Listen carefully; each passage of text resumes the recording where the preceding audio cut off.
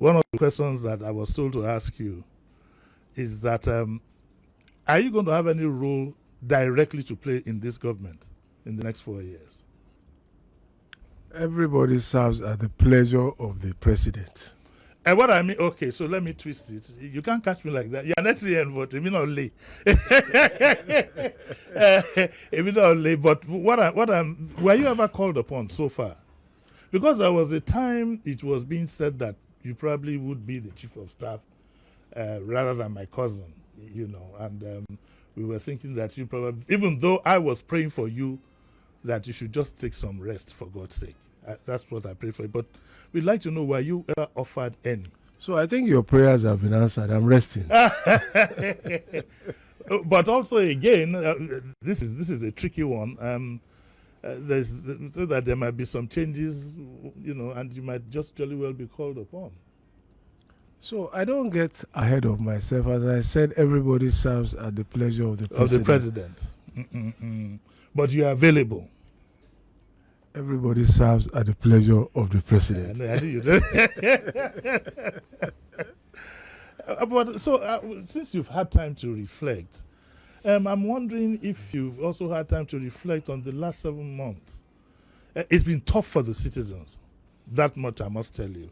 It's been extremely tough for the citizens. And I wonder, some of us who are not within government and don't understand some of these things because we are not inside, we have our fears. We have our fears. It's the economy, security, political, whatever. Nigerians are very, very worried, Excellency, extremely worried. I've not been sleeping well in the past few days, understandably so. A lot of changes in lifestyle, fear about what is going to happen. You don't get a proper sense of direction.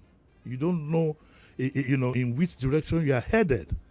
And some of the petty, what I will call petty, avoidable things that are happening are also a cause for worry. I saw your comment on the issue of the Minister for Humanitarian. I liked your answer, but it still gives a cause for worry. So I wonder how you feel about that. I think that even if it may sound cliche, there still need to be restrained, all of us. Yeah. I am not unmindful, and I don't think the government itself is unmindful of the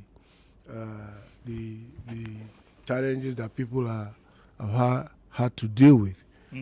Cost of living has been front and center. Even from his New Year's Day address, the president, as the leader of government, has expressed his appreciation and understanding of how challenging things are, and that as the year evolves, we should expect to see some improvement.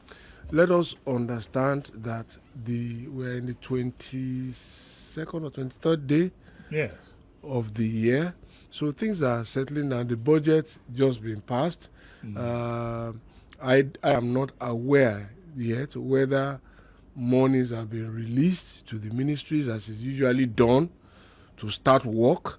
In the area where I used to be quite active, which is the construction industry, you will notice that the construction companies are just returning back from their Christmas break, and it is when they start working, they start buying construction materials, aggregates, laterite, reinforcement, lubricants, and start putting them to work.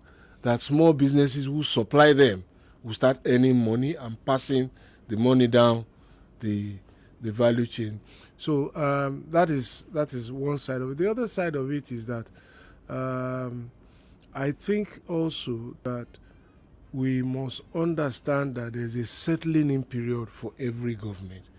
How much latitude we're going to give for that settling in is a matter of debate. And those are some of the public knowledge, public discourse issues that I have alluded to in the book about how we need to see things differently from what we assume that they are.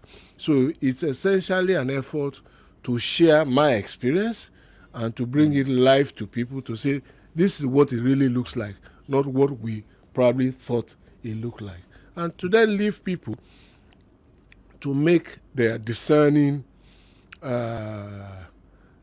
choices about this. And when I tell people that it took me 6 months to settle down as minister, and it took me about 6 months too to settle down as governor, even though I was in the same office with the then governor. And you were the chief of staff. Yes, it takes time. And we had an argument, this is a lively argument, about what is called security vote by governors. And there's a mention of that in your book. What exactly is this thing called security vote? In Lagos State, we Yes. did not have a security vote.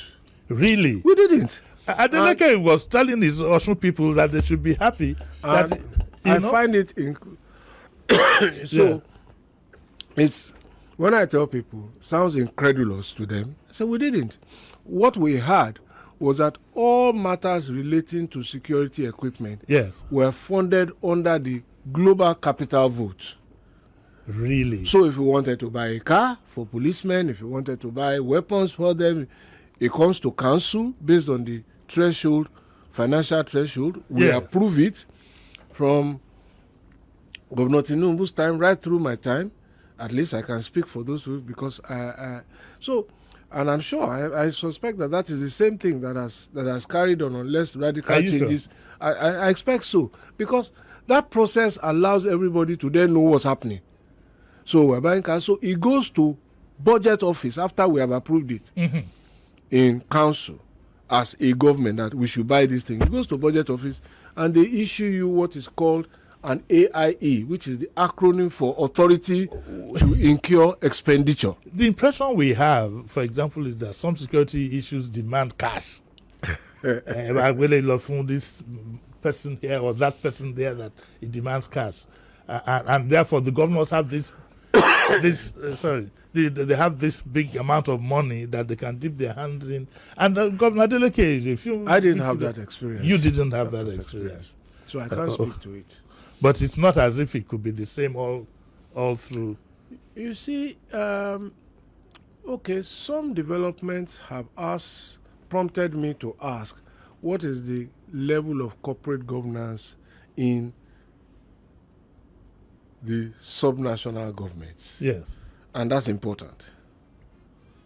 So, are they working as teams or are they working for one man? We worked as teams. Okay. So it requires us to also look at what's happening at the subnational and even the local governments. Are they working as teams, or is the chairman or the governor the emperor of the castle? Yes, and is dissent tolerated? Dissent was tolerated when I served with Governor Tinubu, and it was tolerated when I became governor. Yeah, I remember you saying sometime that he must have sacked you over 3,000 times. Oh, he always told us that. Okay, advisor, thank you. I've taken your advice, but you know what? I'm going right. I'm not going with you to that level. Okay. Cabinet recorded that he opposed it. He opposed but it. this is my decision. By the way, we have it on record that he didn't take that the jumbo pension for governors. No, I didn't. You never did. I didn't.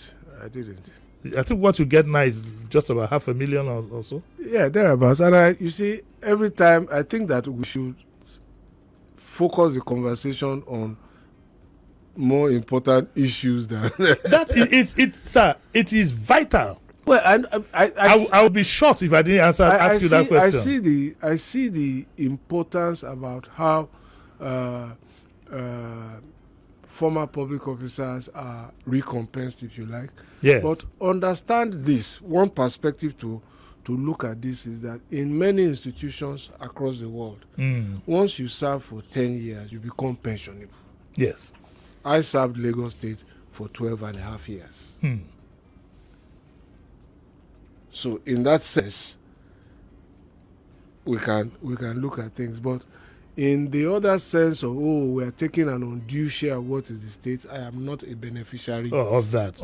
And it's quite, you see, you probably would dismiss it. But to those of us on the outside government, it is significant that somebody has an opportunity to benefit from such a largesse and turned it down on point of principle. These are the ideals we want to instill in our younger ones. And I'm glad you made that example. You know, because it's almost become uncommon, like Akpabio would say. It's almost become an uncommon act, you know. And so that's why I emphasized on that.